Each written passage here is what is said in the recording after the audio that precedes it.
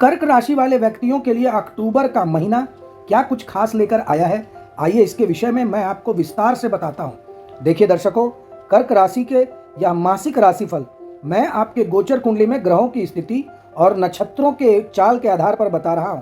तो आइए सबसे पहले मैं आपको यह अवगत कराता हूं कि आखिर कर्क राशि वाले व्यक्तियों के गोचर कुंडली में ग्रहों की स्थिति क्या है। देखिए, आपके गोचर कुंडली में शुक्र देव चतुर्थ भाव में विराजमान है, वहीं सूर्य बुध के साथ बुध आदित्य योग का निर्माण कर रहे हैं और यह योग आपके गोचर कुंडली के तृतीय भाव में बन रहा है। शनिदेव आपके गोचर कुंडली के अष्टम भाव में बैठे हैं, वहीं राहु नवम भाव में और देव गुरु बृहस्पति एकादश भाव में विराजमान हैं। मंगल महाराज आपके गोचर कुंडली के द्वादश भाव में बैठे हुए हैं। तो ग्रहों की इसी स्थिति के आधार पर आइए मैं आपको बताऊं कि कैरियर, आर्थिक, स्वास्थ्य, प्रेम और वैवाहिक जीवन इस अक्टूबर के महीने में कैसा रहने वाला है। तो सबसे पहले कैरियर के दृष्टिकोण से देखिए, कैरियर के दृष्टिकोण से अगर इस महीने को देखा जाए, फिर आपके गोचर कुंडली के दसम भाव को देखा जाता है और दसम भाव के स्वामी मंगल महाराज महीने की शुरुआत में ही के द्वादश भाव में विराजमान रहेंगे, जिससे कार्यक्षेत्र से संबंधित आपको भाग दौड़ करनी पड़ेगी। आपको एक शहर से दूसरे शहर, एक राज्य से दूसरे राज्य या फिर एक देश से दूसरे देश तक जाना पड़ सकता है।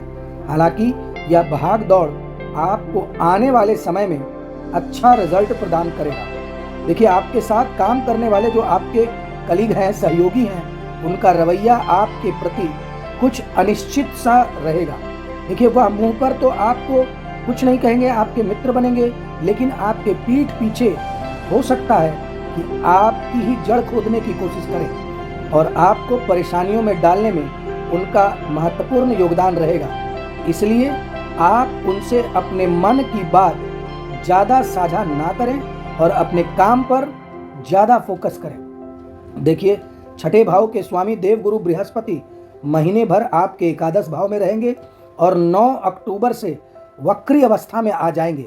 इससे आपको एक लाभ होगा कि आपका प्रदर्शन सर्वोपरि रहेगा और आप अपने काम को और बेहतर से बेहतर बनाते रहेंगे। देखिए, आपके वरिष्ठ अधिकारी का सानिध्य और उनकी कृपा आपको अवश्य प्राप्त होगी और नौकरी में अच्छी प्रमोशन के योग भी बन सकते हैं। अष्टम भाव में बैठे हुए वक्री शनि महाराज की दृष्टि भी दसम भाव पर होने से आपको कुछ चुनौतियों का सामना करना पड़ सकता है, लेकिन आप अपनी कार्य कुशलता से उन्हें संभालने में कामयाब हो सकते हैं। अब आइए मैं बताऊं कि आर्थिक दृष्टिकोण से यह अक्टूबर का महीना कैसा रहेगा। देखिए, आपको अक्टूबर के महीने में थोड़े खर्चों में आपको कमी दिखाई देगी और यह कमी क्यों होगी? क्योंकि आपके गोचर कुंडली में शनिदेव वक्री अवस्था में अष्टम भाव में विराजमान है। पूरे महीने बृहस्पति महाराज एकादश भाव में विराजमान है और 9 अक्टूबर से वह वक्री अवस्था में एकादश भाव में बैठकर आपकी आमदनी को बढ़ा देंगे।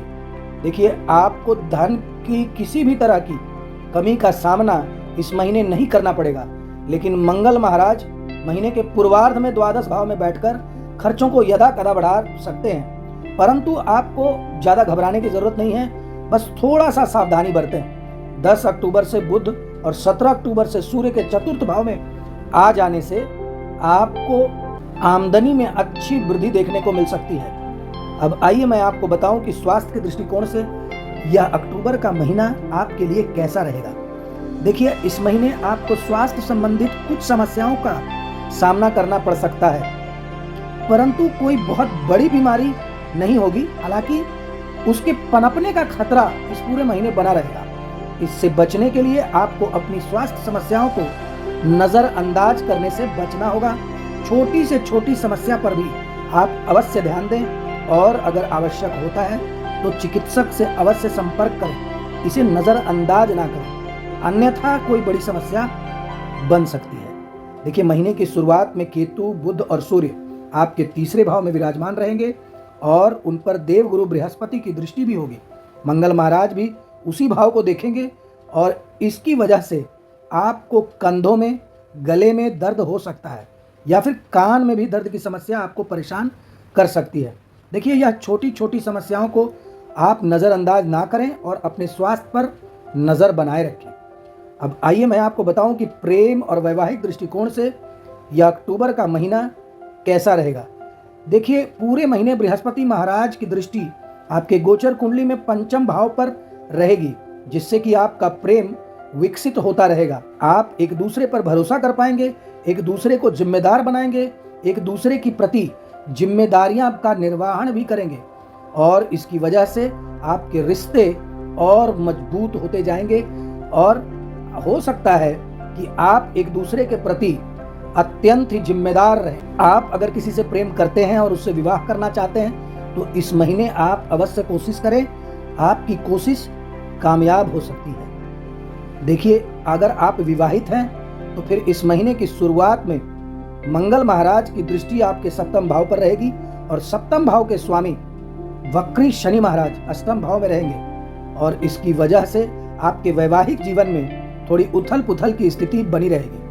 केवल देवगुरु बृहस्पति महाराज की दृष्टि सप्तम भाव पर होने से आप कुछ समस्याओं को संभाल पाएंगे, लेकिन आपके ससुराल पक्ष के सदस्यों का व्यवहार अनुकूल न होने के कारण, उनके कड़वा वचन बोलने के कारण आपको थोड़ी निराशा होगी और इससे आपके जो रिश्ते हैं उसमें तनाव बढ़ सकता है। अब आइए मैं आपको बताऊं कि आखिर आपको कौन से वे महा उपाय करने हैं जिसे करके आप पूरे महीने अपने लिए आप सुखद स्थिति बना सकते हैं। तो देखिए, आपको प्रतिदिन हनुमान चालीसा का पाठ अवश्य करना चाहिए और अगर संभव है तो फिर हनुमान जी को मंगलवार के दिन एक बार चोला अवश्य चढ़ाएं। अपनी जेब में सदैव एक पीला कपड़ा या पीला रुमाल अवश्य रखें।